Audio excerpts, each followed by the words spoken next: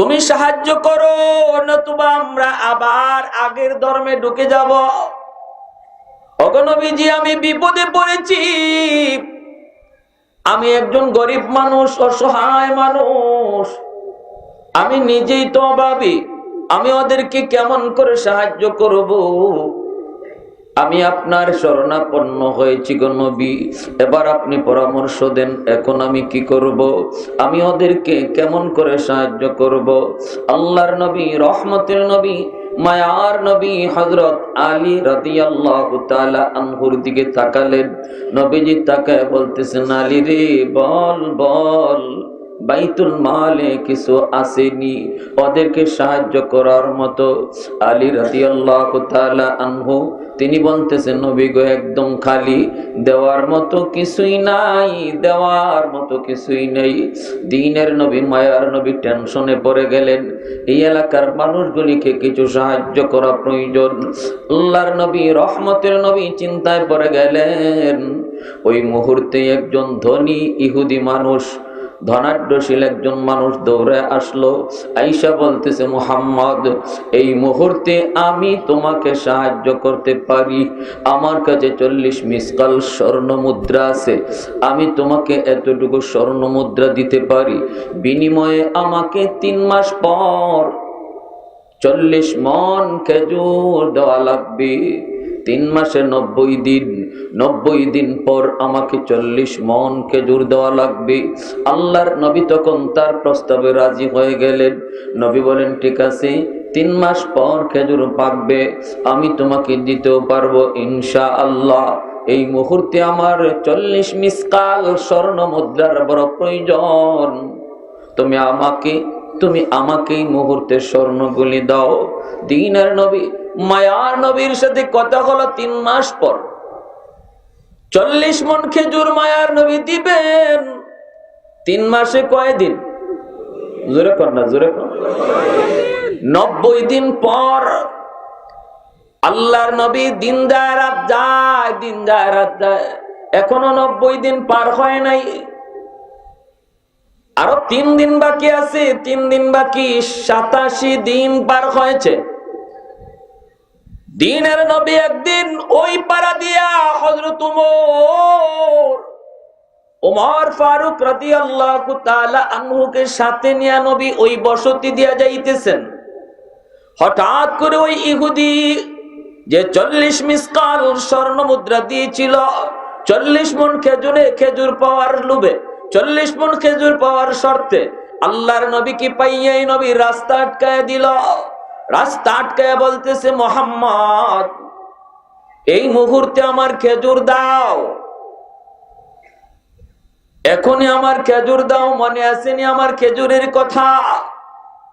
দ্বীনের নবী, মায়ার নবী তারে বারবার বুঝাইতে চান, ভাইরে এখনো 3 দিন টাইম আছে। এখনো আরো কয়দিন টাইম বাকি আছে? কয়দিন টাইম বাকি আছে? তার কথা মতোই আরো 3 দিন টাইম বাকি আছে। কিন্তু ইহুদি 3 দিন মানতে রাজি নয়, একদিনও টাইম দিতে রাজি নয়। এই মুহূর্তে খেজুর চাই, মুহূর্তে খেজুর চাই। বলুন তো, তার এই চাওয়াটা ন্যায় না অন্যায়? জোরে বলেন, ন্যায় নাকি অন্যায়? আল্লাহর নবী যতই তারে বোঝান, বুঝ মানে না। এমনকি আমার দয়ার নবী, রহমতের নবীর কলারে ধরে ফেলেছে। আউযুবিল্লাহর ওয়াস্তে করুন। মায়ার নবী, দয়ার নবীর জামায় ধরে ফেলেছে। বিয়াদবি করে করে রহমতের নবী সরওয়ারে দু জাহান আমার আপনার নবীর কাপড়ের ভিতরে ধরে ফেলেছে। আল্লাহ নবী, রহমতের নবী তখনও তারে বুঝান, হাতটা ছাড়ানোর চেষ্টা করেন, বারবার বুঝাইতে চেষ্টা করেন, ভাই তুমি একটু বুঝো, আরো 3 দিন টাইম বাকি আছে। পুরাপুরি আমার মনে আছে তোমার খেজুরের কথা। কয়, আমি বুঝি না, 3 দিন মানি না, 2 দিন মানি না, 1 দিনও মানি না, এখনই খেজুর দেওয়া লাগবে, এখনই খেজুর দেওয়া লাগবে। আল্লাহ নবী, রহমতের নবী যতই তারে বুঝান, বুঝ মানতে সে রাজি না। অথচ মায়ার নবীর পাশেই দাঁড়ায় আছেন হযরত ওমর ফারুক রাদিয়াল্লাহু তাআলা আনহু। তিনি নরম নাকি গরম? খালি গরম নাকি বেশি গরম? হযরত ওমর ফারুক রাদিয়াল্লাহু তাআলা আনহুর মতো সাহাবী আল্লাহ নবীর পাশে দাঁড়ানো, নবীজির পাশে দাঁড়ায় দাঁড়ায় তিনি এই দৃশ্যগুলি দেখতেছেন। উমরের হাতে তো তলোয়ার, চিকচিক করে যুবক, এরপর উমর কিন্তু তলোয়ার চালাইতে পারেন না। গুসায় চেহারাটা লাল হয়ে গেল, বডিটাও তার ফুলে গেল। উমর তো উমর নাই, উমর তো উমরের জায়গায় নাই, এরপরও কিন্তু তলোয়ার চালাইতে পারেন না, কারণ রহমতের নবী স্বয়ং এই জায়গায় হাজির।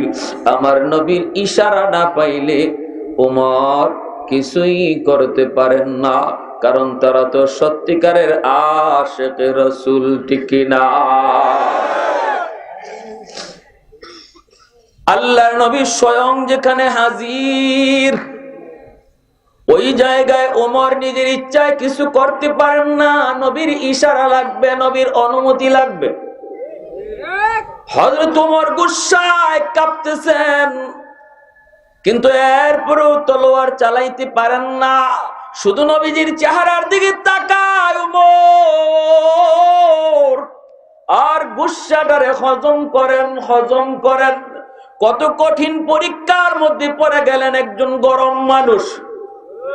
এত গরম একজন মানুষ, তার জন্য কত কঠিন পরীক্ষা, গুসাকে হজম করা। এজন্য আল্লাহর নবী বলেন, না না, তোমাদের মধ্যে যার ক্ষমতা আছে সে কিন্তু শক্তিশালী না।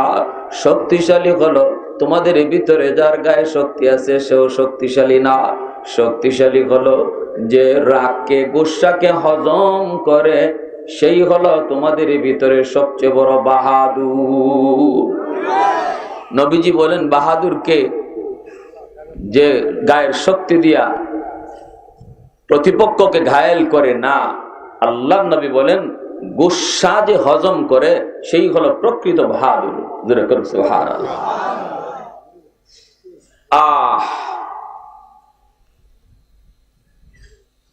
হযরত ওমর ফারুক রাদিয়াল্লাহু তাআলা আনহু কিন্তু বারবার তাকাইতেছেন, কিন্তু নবীজি তো ইশারা দেন না, আল্লাহ নবী শুধু ওরই বুঝাইতেছেন।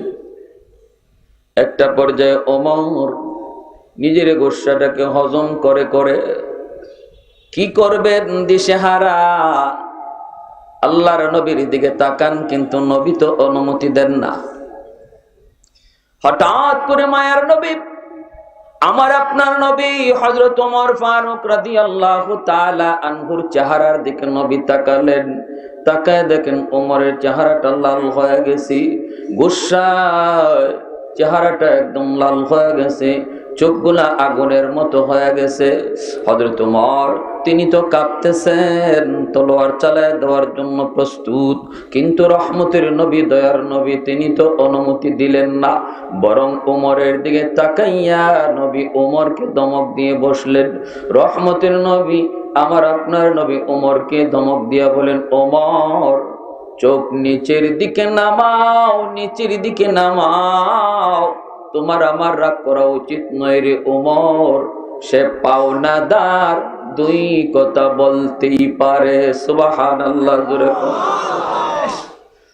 হযরত ওমর চোখটা নিচের দিকে নামায়, চোখের পানি জড়ায় জড়ায় শুধু কান্দে আর বলে, মালিক, ও মালিক, তোমার হাবিব রে তুমি কেমনে বানাইছো তুমি জানো। সুবহানাল্লাহ। ও মালিক, তোমার বন্ধুরে তুমি কেমনে বানাইছো।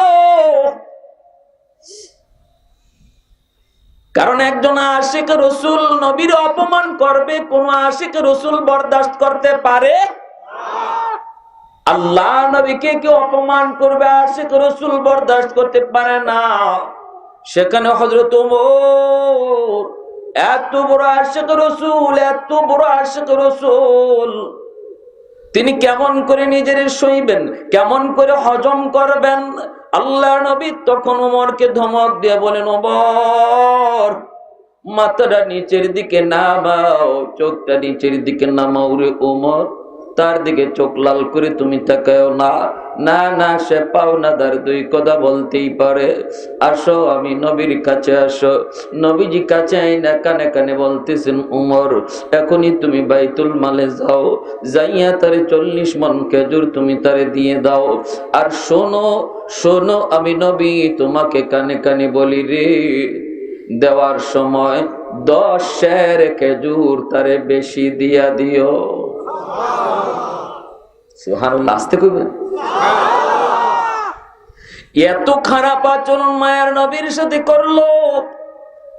বডিগার্ড হযরত ওমর তাকে কিছুই বললেন না, বরং ওমরকে আরো ধমক দিলেন।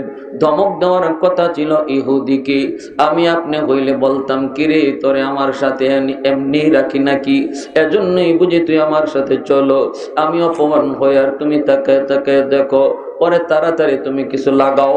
কত কথা আমরা বলতাম, কত কথা বলতাম, কিন্তু রহমতের নবী ধমক দেওয়ার কথা ইহুদিকে, কিন্তু নবী তো ইহুদিকে ধমক দিলেন না, ধমক দিয়ে দিলেন নিজের সাহাবীকে। সুবহানাল্লাহ। হযরত ওমর ইহুদিকে ডাক দিয়া বলতেছেন, ভাই আয় খেজুর নিয়ে যা। ওই লোকটারে নিয়ে হযরত ওমর রওনা দিলেন। আর ওমর চোখের পানি মুছে মুছে যান, চোখের পানি মুছে মুছে যান। আমার মায়ার নবীর, দয়ার নবীর ধৈর্য, নবীজির ধৈর্য, আল্লাহ নবীর উত্তম আখলাক আর চরিত্রের কথা চিন্তা করে ওমর চোখের পানি মুছে মুছে ইহুদিকে নিয়ে তিনি বাইতুল মালের দিকে রওনা দিয়া দিলেন। বাইতুল মালের কাছে আইসা তিনি তারে খেজুর দিতেছেন, 40 মণ খেজুর দিতেছেন। ওমর কোনো কথা বলেন না।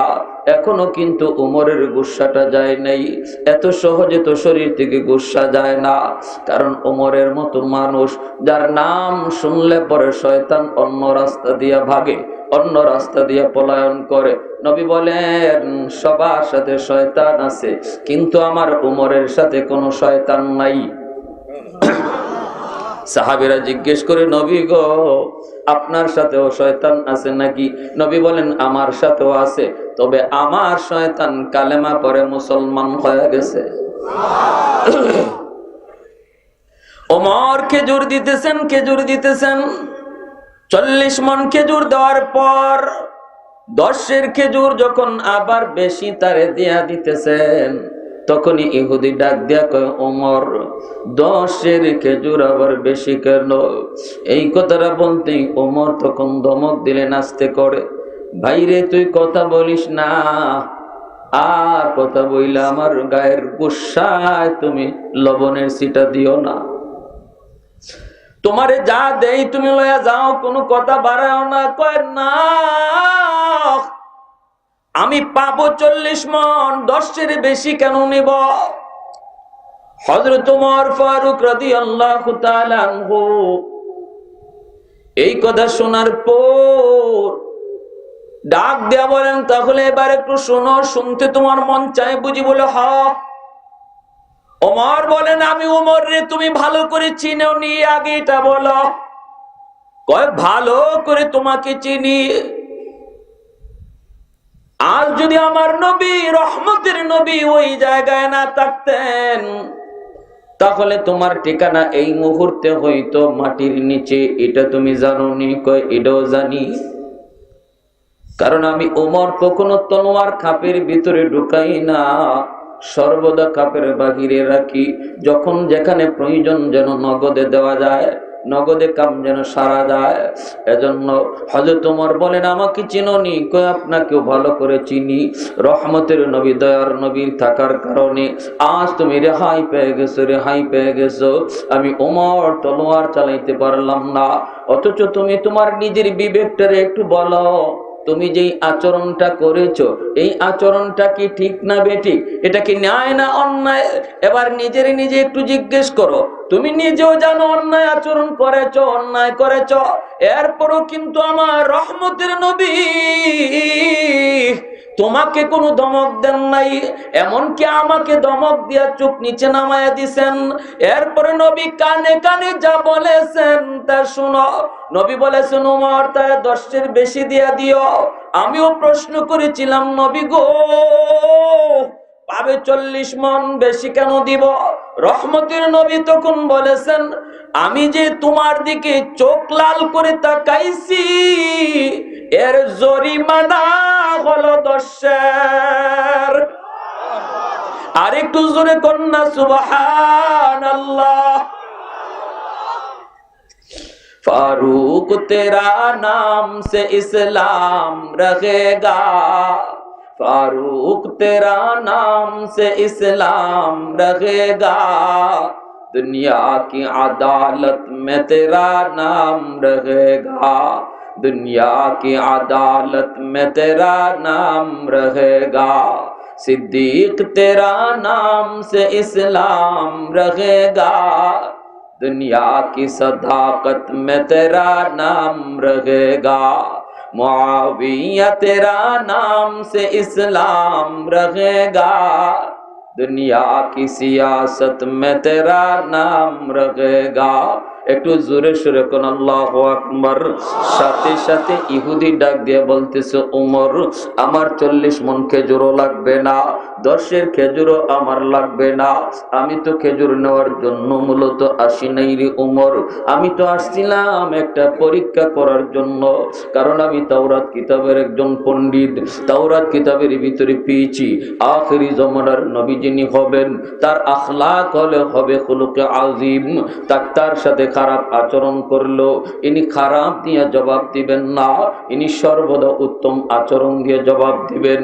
আমি সবগুলি আলামত মুহাম্মাদুর রাসূলুল্লাহর কাছে পেয়েছি, একটা আলামত পাওয়া এখনো আমার বাকি ছিল, ইচ্ছা করে আমি নবীর সাথে খারাপ আচরণ করেছি, ওই আলামতটা এখন আমার পাওয়া হয়ে গেছে ওমর, অতএব আমি আর দেরি করতে চাই না, তাড়াতাড়ি কালেমা পড়ায় আর নবীর দরবারে নিয়ে যা। আর একটু জোরে সুবহানাল্লাহ। এত সুন্দর আচরণ আমার আপনার নবীর আচরণ। আলী রাদিয়াল্লাহু তাআলা আনহু মসজিদে নববীতে নামাজ পড়ার জন্য বের হয়েছেন।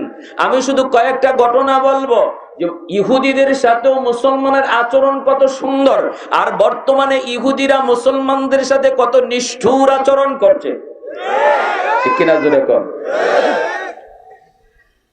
হযরত আলী ঘর থেকে বের হয়েছেন, মসজিদে নববীতে নামাজ পড়বেন, ইমামতি করতেছেন আমার আপনার নবী, রহমতের নবী, নবীর পিছনে নামাজ পড়ার জন্য আলী তিনি ঘর থেকে বের হয়েছেন, কিন্তু ঘর থেকে বের হয়ে একটা গলি পার হতে হয়, গলিটা বড় চিকন, ওই চিকন গলিটা দিয়ে যদি একজন মানুষ যাতায়াত করে আরেকজন মানুষ পাস হতে পারে না। আলী রাদিয়াল্লাহু তাআলা আনহু ঘর থেকে বের হয়েছেন নবীর সাথে নামাজে শরীক হওয়ার জন্য, কিন্তু এই গলিতে ঢুকেই তিনি দেখেন একজন বৃদ্ধ মানুষ, বয়স্ক মানুষ, এই গলিটা দিয়ে সে সামনের দিকে যাইতেছে। আলী রাদিয়াল্লাহু তাআলা আনহু এবার চিন্তায় পড়ে গেলেন, আমি যদি মায়ের নবীকে নামাজে যায় ধরতে হয় অথবা প্রথম রাকাতেই যদি আমাকে শরীক হতে হয়, চাপ দেওয়া ছাড়া আমি নামাজে যায় প্রথম রাকাত এক রাকাত অথবা আমার এক রাকাত ছুটে যাবে। আলী বার নিজের মনটারে প্রশ্ন করে, আলীর মন বল বল বল, তুমি কি ওই বৃদ্ধ মানুষটারে চাপ দিয়া সামনে যাবা নাকি তোমার এক রাকাত ছুটে যাবে? আলীর মন জবাব দেয়, না রে আলী না, বৃদ্ধ মানুষ আল্লাহর কাছে বড় দামি। সাদা দাড়ি সাদা চুল মানুষগুলি আল্লাহর কাছে বড় দামি। না না, আল্লাহ যারে সম্মান দেয় তুমিও তারে সম্মান দাও। আলী রাদিয়াল্লাহু তাআলা আনহু এই চিন্তা করে তার পিছনে পিছনে আস্তে আস্তে হাঁটতে লাগলেন। তারে বলেন না, চাচা আমার একটু সাইড দেন, এই কথা বলতেছেন না। আল্লাহ যার সম্মান দেয়, আলী কয় আমিও তার সম্মান দিব। শুধু বয়স হওয়ার কারণে, বয়স্ক হওয়ার কারণে, চুলদারি সাদা হওয়ার কারণে আলী পিছনে পিছনে যাইতেছেন, কিন্তু লোকটার চেহারা তিনি দেখেন না, লোকটা কে তাও তিনি চেনেন না, লোকটার পরিচয় আলী জানেন না। পিছনে পিছনে হাঁটতেছেন, এইদিকে হযরত আলী পিছনে পিছনে যায়, আর আমার আপনার নবী মসজিদে নববীতে নামাজে দাঁড়ায় গেলেন। আল্লাহ নবী রুকুতেও চলে গেলেন। ওই অবস্থায় আল্লাহ পাক রব্বুল আলামিনের কাছে আলী রাদিয়াল্লাহু তাআলা আনহুর ওই আমলটা আল্লাহর কাছে এত পছন্দ হয়েছে, আল্লাহ কই জিবরাইল আমার বন্ধুর কাছে যাও, যা বলো যেন রুকু লম্বা করে, আমার আলী নামাজে শরীক না হওয়া পর্যন্ত যেন রুকু লম্বা হয়। দ্বীনের নবী মায়ার নবী রুকুতে জিবরাইল আমিন আইসা হাজির, জিবরাইল আমিন আইসা হাজির। মায়ার নবীকে রুকুতে সালাম দেয়া কয়, নবী গো আপনি রুকু থেকে মাথা উঠাবেন না, মাথা উঠাবেন না গো নবী। আল্লাহর নবী বলে কেন? কয় আপনার আলী এখনো নামাজে শরীক হতে পারে না। আল্লাহর নবী রহমতের নবী রুকু লম্বা করতে শুরু করলেন, সাহাবায়ে কেরাম তারাও রুকু লম্বা করতে শুরু করলেন, কিন্তু নবী জানেন না কেন আজকে আলী নামাজে আসতে দেরি করলো। কিন্তু এটা আল্লাহর নবী বুঝছেন, আলী অবশ্যই কোনো না কোনো একটা এমন কাজে দেরি হয়েছে যেই কাজের উপরে আল্লাহ খুশি হয়ে গেছে। এজন্য আমি নবীর আল্লাহ কই না, বন্ধু মাথা তুইল না, তোমার আলী শরীক না হওয়া পর্যন্ত মাথা উঠায়ও না। জিবরাইল আমিন নবীর পাশে দাঁড়ানো, আলী নামাজে শরীক হয়েছেন, নবীকে রুকুতে পাইছেন। আলীও মনে মনে চিন্তায়, হায় হায় আমি তো ভাবছি রুকু পাইমু না, হায় আমি তো পায়া গেছি, আমার তো এক রাকাত ছুটে নাই। আলী তো রুকু পায়া গেছেন। এইবার জিবরাইল কয়, নবী গো এবার আপনি মাথা উঠান, মাথা উঠান, আপনার আলী নামাজে শরীক হয়ে গেছে। দিনের নবী মায়ার নবী নামাজ শেষ হলে পরে নবী মিম্বরে বসে আলীকে ডাক দিলেন, আলী সামনের দিকে আগাও। আলী সামনে আগা আসলেন। নবী তখন বলতেছেন, আলী কেন আজকে নামাজে আসতে তুমি দেরি করলা, জামাতে আসতে তোমার কেন দেরি হলো? আলী রাদিয়াল্লাহু তাআলা আনহু বলেন, কই গো নবী, আমার তো বেশি দেরি হয় নাই, আমি তো আপনাকে রুকুতে পাইছি। আল্লাহর নবী কই, রুকু কেমনে পাইছো এই খবর তো তোমার নাই। এই খবর আছে? এই খবর তো তোমার নাই রে আলী, কেমনে রুকু পাইছো? আমি রুকুতে ছিলাম, জিবরাইল আমারে কই রুকু লম্বা করার জন্য, তুমি নামাজে শরীক হতে পারো নাই, এজন্য আমার রুকু লম্বা করতে হয়েছে। এবার আলী টের পাইলেন, হায় হায় ঘটনা তো অনেক দূর পর্যন্ত করা গেছে। আলী রাদিয়াল্লাহু তাআলা আনহু তখন বলতেছেন, নবী গো আমি তো যথাসময়ে বের হয়েছিলাম আপনার সাথে নামাজে শরীক হওয়ার জন্য, কিন্তু চিকন একটা গলি, ওই গলিতে আসার পর একজন বৃদ্ধ মানুষ আমার রাস্তাটা আটকায় দিল, আমি তার পিছনে পিছনে হাঁটলাম, এরপরে আমি আপনার কাছে আসতে দেরি হলো। আমার মন বলতেছে, আলী না না, বৃদ্ধ মানুষকে আল্লাহ সম্মান করে তুমিও সম্মান করো, এজন্য নবী গো আসতে দেরি হয়ে গেল। আল্লাহর নবী রহমতের নবী তখন বলতেছেন, আলী রে ওই মানুষটার চেহারা তুমি দেখছো নি? আলী বলে, নবী গো গলি পার হওয়ার পর আমি তাকায় দেখি মানুষটা মুসলমান নয়, সে একজন বৃদ্ধ ইহুদি। একজন ইহুদি, বৃদ্ধ একজন ইহুদিকে সম্মান করাটাকে ইসলাম এতটা ভালো মনে করে। ইসলামের আদর্শ, নবীর আদর্শ, আমার আপনার ধর্মের আদর্শ দেখেন, সে যদি অমুসলিম হয় তবু বৃদ্ধ হওয়ার কারণে সম্মান দেখাইতে আল্লাহ পাক এতটা খুশি, মায়ার নবীর রুকুতে লম্বা করায় দিছে। যেরকম সুবহানাল্লাহ। তাহলে ইসলাম কোনদিন সাম্প্রদায়িক ধর্ম নয়, ইসলাম হলো অসাম্প্রদায়িক ধর্ম।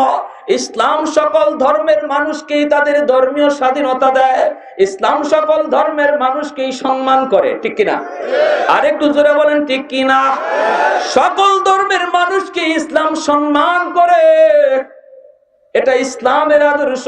এজন্যই তো হামাসের হাতে বন্দী, হামাসের হাতে যারা বন্দী, পত্রিকা ওই দিনও পড়লাম, সোশ্যাল মিডিয়ায় দেখলাম, ওই যে ফিলিস্তিনের মুজাহিদ হামাসের হাতে যারা বন্দী আছে, এদের মধ্যে অনেকেই হামাসের সুন্দর ব্যবহার দেখা কালেমা পড়ে মুসলমান হতে চায়।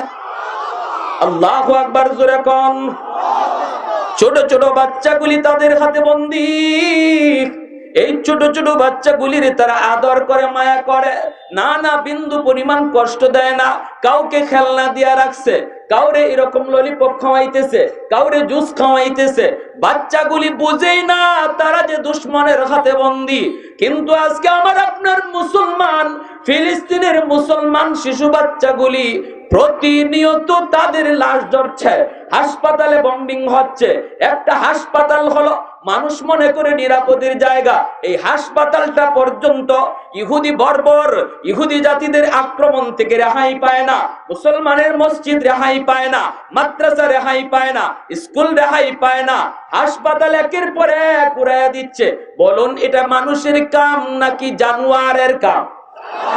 জানোয়ারও না, এর চেয়ে নিকৃষ্ট, ঠিক কিনা? আর একটু জোরে ঠিক কিনা? এজন্য আমার ভাইরা ভালো করে ইয়াদ রাখো যুবক, সময়টা বড় খারাপ, আমাদের এখনই সজাগ হওয়ার টাইম, আর ঘুমায় থাকার টাইম নাই, এখনই সজাগ হওয়ার টাইম। যে কোনো মুহূর্তে বাংলাদেশের উপরেও ইহুদিদের নজর পড়তে পারে, দুশমনের শকুনের নজর আমার আপনার দেশের উপরেও আসেনি না নাই? আর একটু জোরে কেউ আসেনি না নাই? সজাগ হওয়া লাগবে, সজাগ। দুশ্মন ঘরের সামনে তলোয়ার ধারাইতেছে, দুশ্মন ঘরের সামনে অস্ত্র ঠিক করতেছে, তাক করতেছে। আমি আপনি যদি ঘুমায় থাকি, যে কোন মুহূর্তে আমার ঘরে ঢুকে আমার চোখের সামনে বাবাকে হত্যা করবে, সন্তানকে হত্যা করবে, চোখের সামনেই নিজের মেয়েকে হত্যা করবে। আরাকানের হালত বাংলার জমিনে হবে, গুজরাটের হালত বাংলার জমিনে হবে, ফিলিস্তিনের হালত বাংলার জমিনে হবে, যদি আমি আপনি সজাগ না হই, ঠিক কিনা? আরো জোরে কোন ঠিক কিনা? উলামায়ে কেরাম জায়গায় জায়গায় যায় শুধু মানুষকে সজাগ করার জন্য, দেশ দেশান্তরে ঘুরতেছে উলামায়ে কেরাম শুধু একটা জিনিস বোঝানোর জন্য, সজাগ হও, সজাগ হও, সজাগ হও। আর আল্লাহকে নারাজ নয়, আল্লাহকে রাজি করো, আল্লাহর সাহায্য কাছে আনো। আল্লাহর সাহায্য যদি আমাদের সাথে থাকে, দুশমন যত পাওয়ারফুল অস্ত্র নিয়ে আসুক, আল্লাহর সাহায্য সাথে থাকলে ইতিহাস সাক্ষী বিজয় মুসলমানেরই হয়। বদরে নবীর সাথে সাহাবী মাত্র ৩১৩ জন, দুশমন ছিল 1000, ঠিক না? দুশমন কতজন ছিল? 1000। ইয়ারমুকের যুদ্ধে খালিদ বিন ওয়ালিদ মাত্র 60 জন, দুশমন হলো 60,000। আল্লাহু আকবার, জোরে বলেন। দুশমন কয় হাজার? 60,000। খালিদ বিন ওয়ালিদকে জিজ্ঞেস করা হলো, আপনি কোন সাহসে 60 জন লইয়া 60,000-এর মোকাবেলা করবেন? খালিদ বিন ওয়ালিদ বলেন, কোন সাহস তো দেখি না, তবে দলিল আছে আমার কাছে। দলিল হলো আল্লাহর নবী বলেছেন, যার ঈমান নাই সে হলো মুর্দা, আর যার ঈমান আছে সে জিন্দা। আল্লাহু আকবার, জোরে বলেন। আমার ভাইরা, বন্ধুরা, যুবক, খালিদ বিন ওয়ালিদ রাদিয়াল্লাহু তাআলা আনহুকে আবু বকর সিদ্দিক রাদিয়াল্লাহু তাআলা আনহু রোম সম্রাটের কাছে সন্ধির প্রস্তাব নিয়ে পাঠাইলেন। 100 জন সৈন্য নিয়ে তিনি চললেন রোম সম্রাটের কাছে। যাইয়েই তিনি দেখেন দুই দিকে দুশমন তার দাঁড় করায় রাখছে, এই দিকে 1.5 লাখ, ওই দিকে 1.5 লাখ, 1.5 লাখ হলো 3 লাখ, 3 লাখ সৈন্য এইভাবে তলোয়ার একজন আরেকজনেরটা এইভাবে তারা ক্রস করে রাখছে। মাঝখান দিয়ে রাস্তা দেয় খালিদ বিন ওয়ালিদ রাদিয়াল্লাহু তাআলা আনহুকে যাওয়ার জন্য। 100 জন সৈন্য নিয়ে খালিদ বিন ওয়ালিদ রাদিয়াল্লাহু তাআলা আনহু তিনি এই রাস্তা দিয়ে চললেন। সামনে যায় দেখেন একটা এরকম গেট, গেটটা অনেক নিচু, গেটের উপরে একটা মূর্তি বসায় রাখছে। খালিদ বিন ওয়ালিদ গেটের পাশে যায় তিনি থমকে গেলেন, দাঁড়ায় গেলেন। সৈন্যরা কয় এই গেটের ভিতর দিয়া মাথা নোয়া আমাদের সেনাপতির কাছে যাইতে হবে। খালিদ বিন ওয়ালিদ রাদিয়াল্লাহু তাআলা আনহু বলেন অসম্ভব, গেটের উপরে তোমরা মূর্তি রাখছো, আমি যদি মাথা ঝুঁকাই তোমরা বলবা আমি মূর্তির সামনে মাথা ঝুঁকাইছি। নাউজুবিল্লাহ। এ দুশমনের দল, ছল চাতুরি কেন, মুনাফিকি কেন? যা বলবার প্রকাশ্যে বলো, যা করার প্রকাশ্যে করো। মুসলমান কোনদিন মূর্তির সামনে মাথা ঝুঁকায় না। জীবন যাবে, জীবন যাবে, কিন্তু এরপর মাথা ঝুঁকাবো না। তোমরা কি ওই গেট ভাঙবা নাকি আমি খালিদ নিজে ওই গেট ভাঙবো? আল্লাহু আকবার। তোমরা কি গেট ভাঙবা নাকি আমি খালিদ গেট ভাঙবো? হট্টগোল শুরু হয়ে গেল। রোম সম্রাটের কাছে আওয়াজ। সম্রাট কই কি ব্যাপার, বাকিরে হট্টগোল কেন? কয় মুসলমানে হট্টগোল বাজায় দিছে। কেন? কই ওরা এই গেট দিয়ে ঢুকবে না। কারণ হলো গেটের উপরে মূর্তি, মুসলমান মূর্তির সামনে মাথা ঝুঁকায় না। রোম সম্রাট কই তাহলে কি করতে হবে? কয় তাদের সেনাপতির নাম খালিদ। খালিদ বলেছে আমরা এই গেট ভাঙবো নাকি ওরা ভাঙবে? রোম সম্রাট কই সাবধান, মুসলমানের হাতে গেট ভাঙায় না, নতুবা আমাদের ইজ্জত থাকে না। তোমরা এই গেটটা ভেঙে দাও, আমার কাছে আসতে দাও, আমার কাছে আসতে দাও। খালিদ বিন ওয়ালিদ রাদিয়াল্লাহু তাআলা আনহু গেট ভাঙার পরে তিনি রোম সম্রাটের দরবারে ঢুকলেন। ঢুকে দেখেন 100টা স্বর্ণের চেয়ার সাজায় রাখছে রোম সম্রাট। খালিদ বিন ওয়ালিদকে বসানোর জন্য, সঙ্গী সাথীকে বসানোর জন্য খালিদ বিন ওয়ালিদ রাদিয়াল্লাহু তাআলা আনহু স্বর্ণের চেয়ারগুলি লাথি মেরে মেরে ভেঙে ফেললেন। আল্লাহু আকবার, জোরে কন্না। লাথি মেরে মেরে স্বর্ণের চেয়ারগুলি ভেঙে ফেললেন। রোম সম্রাট শুধু তাকায় তাকায় দেখতেছে। রোম সম্রাট মনে মনে কয় কিরে, এটা কি মানুষ না অন্য কিছু? মানুষ নাকি অন্য কিছু? বিন্দু পরিমাণ ভয় তার নাই। খালিদ বিন ওয়ালিদ যখন স্বর্ণের চেয়ারগুলি ভেঙে ফেলেছেন, রোম সম্রাট ডাক দিয়ে কয় খালিদ কি করতেছো, তোমার হুঁশ আসেনি? ইনি বলেন 100 হুঁশ আছে। কয় কোন সাহসে তুমি করতেছো? খালিদ বিন ওয়ালিদ বলে আমি সাহস তো দেখাবই, কারণ আমার মায়ার নবী বলেছেন মুসলমান পুরুষের জন্য স্বর্ণ ব্যবহার করা হারাম। স্বর্ণের চেয়ার মুসলমান ব্যবহার করে না। কাঠের চেয়ার টান দিয়া তিনি রোম সম্রাটের পাশে বসে গেলেন, হাঁটুতে হাঁটু মিলে বসে গেলেন, পীর বাহাদুরের মতো তিনি বসে গেলেন। রোম সম্রাট কয় তুমি এইভাবে বসছো কেন? তারিখের কিতাবের ভিতরে আছে খালিদ বিন ওয়ালিদ রোম সম্রাটের সামনে তিনি বৈশা তলোয়ারটারে আঙ্গুল দিয়া এইভাবে ঘোরাইলেন। দুশমনের সামনে বাহাদুরি দেখানোটা মুসলমানের ইবাদত। জায়গায় জায়গায় আমরা কখনো হব নরম, কখনো হব গরম। জায়গা মতো নরম হওয়া ইবাদত, জায়গা মতো গরম হওয়াটাও ইবাদত। আশিদ্দাউ আলাল কুফার রুহামাউ বাইনাহুম। আমরা কখনো নরম, আমরা কখনো গরম। যেখানে নরম হওয়ার সেখানে নরম, যেখানে গরম হওয়ার সেখানে গরম। আমার নবী রহমতের নবী নরম হয়েছেন জায়গা মতো, আবার জায়গা মতো নবী গরম হয়েছেন, ঠিক কিনা? বদরের ময়দানে মায়ার নবী গরম, উহুদের ময়দানে মায়ার নবী গরম, জিহাদের ময়দানে মায়ার নবী গরম। 27টা যুদ্ধে মায়ার নবী সেনাপতি, 36টা যুদ্ধে খালিদ বিন ওয়ালিদ সেনাপতি। খালিদ বিন ওয়ালিদের জীবনে কোনোদিন পরাজয়ের কোনো ইতিহাস নাই। খালিদ বিন ওয়ালিদ রাদিয়াল্লাহু তাআলা আনহু যখন বীর বাহাদুরের মতো রোম সম্রাটের পাশে বসে গেলেন, সম্রাট কয় খালিদ এইভাবে কেন বসছো? একটু একটু একটু তো নমনীয়তা দেখাও। খালিদ বিন ওয়ালিদ বলে না না, আমি আমার হিসাব কইরাই বইছি। আল্লাহু আকবার জোরে করো। উনি কয় আমি আমার হিসাব করা বইছি। কয় এতটুকু সাহস তুমি কেমনে করছো? বাহিরে যে 3 লক্ষ সেনাপতি তুমি দেখছো নি, প্রত্যেকের হাতেই কিন্তু তলোয়ার। যদি আদেশ দেই তাহলে তোমাদেরকে খুঁজেও পাওয়া যাবে না, গোশত ভাগে পড়বে না। খালিদ বিন ওয়ালিদ বলে এটা তো আমি ভালো করে টের পাইছি, এইভাবে তো কেউ কাউকে সংবর্ধনা দেয় না, তোমাদের উদ্দেশ্য ভালো না, অতএব আমি আমার হিসাব করে বইছি। এই বলা মাত্রই খালিদ বিন ওয়ালিদ তলোয়ারটা বের করে রোম সম্রাটের ঘাড়ের মধ্যে এইভাবে ধরলেন। ধইরে তিনি বলতেছেন আমাদেরকে নিরাপদে মদিনায় ফেরত যেতে দাও, নতুবা এই মুহূর্তে তোমার কল্লা আমি আলোক করে দিব। রোম সম্রাট ডাক দেয়া কই তোমাদের যার যার অস্ত্র হাত থেকে ফালায়া দাও, আমি যদি না বাঁচি তোমাদের তাইক্কা লাভ কি? সবগুলি অস্ত্র হাত থেকে ফালায়া দেয়। খালিদ বিন ওয়ালিদ সাথীদের নিয়ে বীর বাহাদুরের মতো নিরাপদে মদিনায় ফিরে আসেন।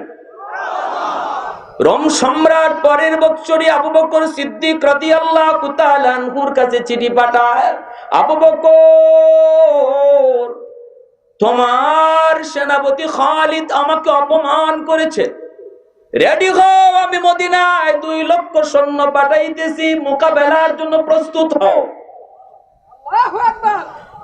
আবু বকর সিদ্দিক রাদিয়াল্লাহু তাআলা আনহু জরুরি রোম সম্রাট 2 লক্ষ সৈন্য পাঠাইতেছে মোকাবেলায়, তিনি বলেন আমি 1000 সৈন্য পাঠাবো, 1000 মুজাহিদ পাঠাবো, আরো 1000 মুজাহিদের সেনাপতি হবে খালিদ বিন ওয়ালিদ।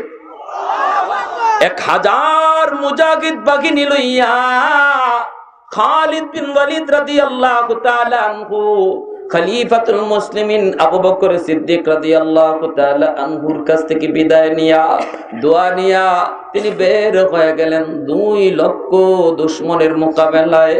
মাত্র 1000, আল্লাহু আকবার জোরে কোন, মাত্র 1000। ভাইরা বন্ধুরা, সীমানার কাছাকাছি চলে আসলো, সকালবেলা যুদ্ধ হবে। দুশমন ওই দিকে 2 লক্ষ, এই দিকে মাত্র 1000। ওই অবস্থায় সকালবেলা যুদ্ধের প্রস্তুতি নিবেন। ফজরের নামাজ পড়া খালিদ বিন ওয়ালিদ বলতেছে আমার ভাইরা আমরা সংখ্যায় বড় নগণ্য, কিন্তু মনে রাখবা মুসলমান অস্ত্র বলে যুদ্ধ করে না, মুসলমান সৈন্য বলের উপরেও যুদ্ধ করে না, মুসলমান যুদ্ধ করে আল্লাহর গায়বী সাহায্যের উপর। আমি স্বপ্ন যুগে দেখেছি মায়ার নবী আমাকে বলেছেন খালিদ ভয় পেও না, দুশমন 2 লক্ষ আসলেও সবাই ময়দানে আসবে না, আর আমি নবী তোমাকে সুসংবাদ দিলাম এই যুদ্ধে তোমাদের বিজয় হবে। আর একটু জোরে কোন সুবহানাল্লাহ। পশ্চিমাদের চোখ পড়েছে কাবা ঘরের প্রান্তরে, ব্রিটিশ দালাল দল বেঁধেছে ধ্বংস করতে চায় কারে। পশ্চিমাদের চোখ পড়েছে কাবা ঘরের প্রান্তরে, ব্রিটিশ দালাল দল বেঁধেছে ধ্বংস করতে চায় কারে। আল্লাহ পাকের ঘর তোর সাহস থাকলে ধর। আর একটু আওয়াজ দিয়া ঠিক কিনা? আল্লাহ পাকের ঘর তোর সাহস থাকলে ধর। দু জাহানের মালিক যিনি পবিত্র কাবার, ওই আরবের দিন বাঁচাতে সত্য ন্যায়ের মুক্তি চাই, মুহাম্মাদের বাহিনী আজ আসলে তোদের রক্ষা নাই। ওই আরবের দিন বাঁচাতে সত্য ন্যায়ের মুক্তি চাই, মুহাম্মাদের বাহিনী আজ আসলে তোদের রক্ষা নাই। মুহাম্মাদুর রাসূলুল্লাহর বাহিনী আসেনি, হাত উঠে বলো আসেনি। একটু দাঁড়াও, জেগে উঠো হে মুসলমান, আর কতদিন দিন ইসলামের সইবে অপমান। রক্ত দিয়ে পবিত্র ওই মক্কা মদিনা, সেই জমিনে ইহুদিরা চলতে পারে না। ঠিক কিনা? ঠিক কিনা?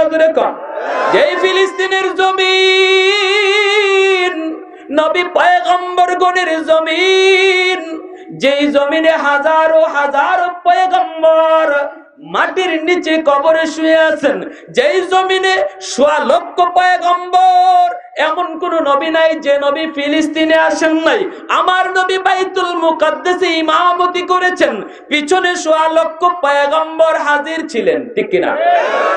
এত পবিত্র জমিন, যেই জমিনটারে আল্লাহ পাক হাসরের ময়দান বানাবেন, আর একটু জোরে কন্যা সুবহানাল্লাহ। যেই জমিন আল্লাহ হাসরে ময়দান বানাবেন, ওই জমিনে আজকে ইহুদিদের চরণ, ইহুদিদের এরকম বিচরণ, ওই জমিনে ইহুদিদের এরকম জুলুম কোনোদিন সইতে পারে না মুসলমান, ঠিক কিনা? একটু দাঁড়াও, জেগে উঠো ওকে মুসলমান, আর কতদিন দিন ইসলামের সইবে অপমান? রক্ত দিয়ে পবিত্র ওই মক্কা মদিনা, সেই জমিনে ইহুদিরা চলতে পারে না। নূর মক্কার ইসলাম তার থাকলো কি আর দাম? বন্দিশালায় তাকে যদি আল-আকসার ইমাম, ঠিক কিনা?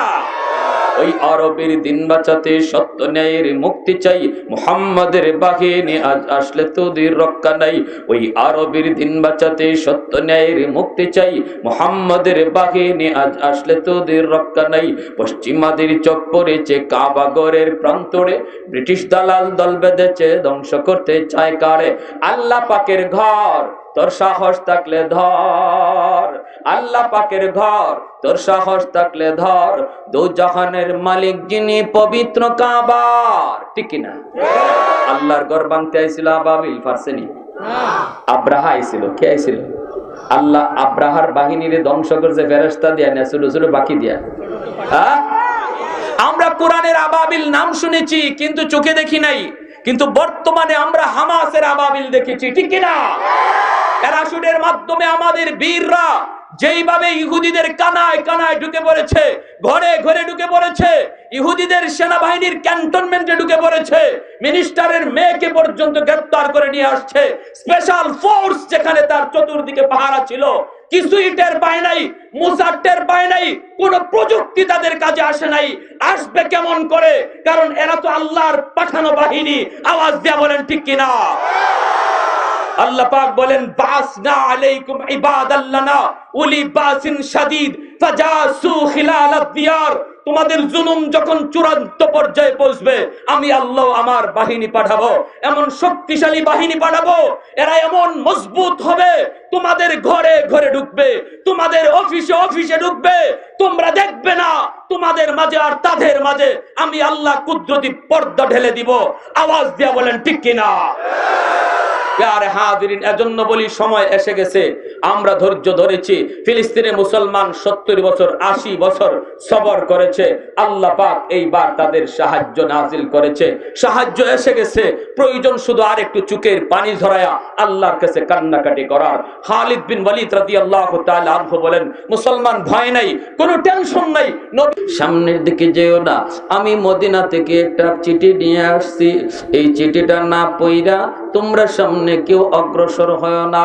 খালিদ বিন ওয়ালিদ রাদিয়াল্লাহু তাআলা আনহু ঘোড়ার পিঠ থেকে এই লোকের কাছ থেকে তিনি চিঠিটা হাতে নিলেন। হাতে নিয়ে তিনি দেখেন চিঠির মধ্যে 3টা ফরমান রে যুবক, এই 3টা ফরমান লেখা। 1 নম্বর খবর হলো, খালিদ তুমি যাকে মদিনায় সেনাপতি, মদিনায় যার খলিফাতুল মুসলিমিন রেখে এসেছো, সেই আবু বকর সিদ্দিক তিনি ইন্তেকাল করেছেন। 2 নম্বর ফরমান, 2 নম্বর খবর হলো, এইবার মদিনার শাসক হলাম আমি ওমর, আমি খলিফাতুল মুসলিমিন ওমর। 3 নম্বর আদেশ হলো, আমি ওমরের চিঠি তোমার হাতে পৌঁছা মাত্রই তোমার সেনাপতির দায়িত্ব বাতিল, সেনাপতি হবে আবু ওবায়দা ইবনুল জাররাহ, তোমার সেনাপতির দায়িত্ব থেকে তোমাকে অব্যাহতি দেওয়া হলো। খালিদ বিন ওয়ালিদ রাদিয়াল্লাহু তাআলা আনহু তিনি চিঠিটা পেয়ে কান্না করতেছেন, এই মনে করে, বন্ধু তুমি আমাকে পাঠাইছো 1000 মুজাহিদ দিয়া, দুশমন হলো মোকাবেলায় 2 লক্ষ, এরপরও তোমার বন্ধু কেমন করে বিজয়ের মালা গলায় পরে মদিনায় ফিরে, এই দৃশ্যটা তুমি দেখে যেতে পারলা না বন্ধু আবু বকর, বন্ধু তুমি দেখে যেতে পারলা না। 3 নম্বর ফরমানটা তিনি যেই মাত্র পড়লেন, সাথে সাথে মুজাহিদদের ভিতরে একটু গন্ডগোল দেখা দিল। সবার মনে ছিল সেনাপতি যেন খালিদ বিন ওয়ালিদ, তিনি হন্ডে যুবক, কারণ খালিদের ইতিহাসে পরাজয় বলতে কোনো শব্দ না। কিন্তু এরপরও খালিদ খলিফাতুল মুসলিমিনের আদেশ তিনি মান্য করে সবাইকে শান্ত থাকতে বললেন। না না, এটা খলিফার নির্দেশ, অবশ্যই কোনো না কোনো হিকমত রয়েছে। হিকমতটা কি ছিল হযরত ওমরের? হিকমতটা হলো মুজাহিদদের ভিতরে এরকম একটা ইয়াকিন জন্ম নিয়েছিল, খালিদ আমাদের সাথে আছে, টেনশন নাই। হযরত ওমর এটাই ভয় পাইছেন, যদি মনের ভিতরে থাকে খালিদ আমাদের সাথে আছে, টেনশন নাই, তাহলে ভয়, কঠিন ভয়। কারণ আল্লাহর সাহায্য যদি না থাকে খালিদের পক্ষেও বিজয় আনা সম্ভব না, ঠিক না? আল্লাহর সাহায্য ব্যতীত কোনোদিন বিজয় পাওয়া সম্ভব না। আল্লাহর দিকে যেন ভরসা সবার ফিরে যায়, এজন্য তিনি সেনাপতির দায়িত্ব তিনি পরিবর্তন করে দিলেন। আবু উবায়দা ইবনুল জাররাহ সেনাপতি ঘোষণা দিয়ে তিনি সাথে সাথে বলতেছেন, দোস্ত খালিদ, আমি আবু উবায়দা ইবনুল জাররাহ এইবার সেনাপতি, কিন্তু আমি মনে করি প্রকৃত সেনাপতি তুমি খালিদ, কিন্তু খলিফার নির্দেশে আমাকে বানানো হয়েছে। এইবার শোনো, শুনলাম দুশমন 2 লক্ষ, কিন্তু 2 লক্ষ ময়দানে আসবে না, আসবে মাত্র 40,000, 1,60,000 ওরা তাঁবুতে থাকবে অপেক্ষায়। আমরাও 1,000 ময়দানে যাব না, 40,000 মোকাবেলায় মাত্র 40 জন মুজাহিদ। সবার আগে আমি একজন দেখতে চাই, একজন কে আসু? 40,000 মোকাবেলায় একজন লড়বা। সাথে সাথে খালিদ বিন ওয়ালিদ তিনি দাঁড়া গেলেন। আল্লাহু আকবার। আবু উবায়দা ইবনুল জাররাহ তিনি কই, না দোস্ত, তোমার সাথে আরো 39 জন দিয়ে দিলাম, তোমরা 40 জন, একজনের মোকাবেলায় 1,000 দুশমন। আল্লাহু আকবার। ময়দানে তিনি ঝাঁপিয়ে পড়বেন। খালিদ বিন ওয়ালিদ বলতেছে, সুখ সাথীরা শোনো, আমার 3টা কথা তোমরা একটু ভালো করে লক্ষ্য করো রে। আমরা কিন্তু ময়দানে যাওয়ার আগে ওযু করব, ওযু কইরা আমরা ময়দানে রওনা দিব। 2 নম্বর, আমরা কিন্তু ময়দানে ঢুকবো, ঘোড়া এমন ভাবে চালায়া, বিদ্যুতের বেগে ঘোড়া চলবে, এমন ভাবে দোলাবালি উড়বে, দুশমন যেন মনে করে আমরাও হাজার হাজার ময়দানে এসেছি। আমি নারায়ে তাকবীরের আওয়াজ তুলবো ময়দানে, আমি নারায়ে তাকবীরের আওয়াজ তুলবো, তোমরা এমন ভাবে তাকবীর দিবা যেন গোটা ময়দান কেঁপে উঠে। আল্লাহু আকবার। এই 3টা দায়িত্ব নিয়ে ময়দানে শুরু হয়ে গেল যুদ্ধ। শেষ করে দিচ্ছি অল্প টাইমের ভিতরে, 2 মিনিট। খালিদ বিন ওয়ালিদ তিনি ময়দানে যায় যুদ্ধ শুরু করে দিলেন। দুশমন নারায়ে তাকবীরের আওয়াজ শোনা মাত্রই কলিজা কেঁপে গেল।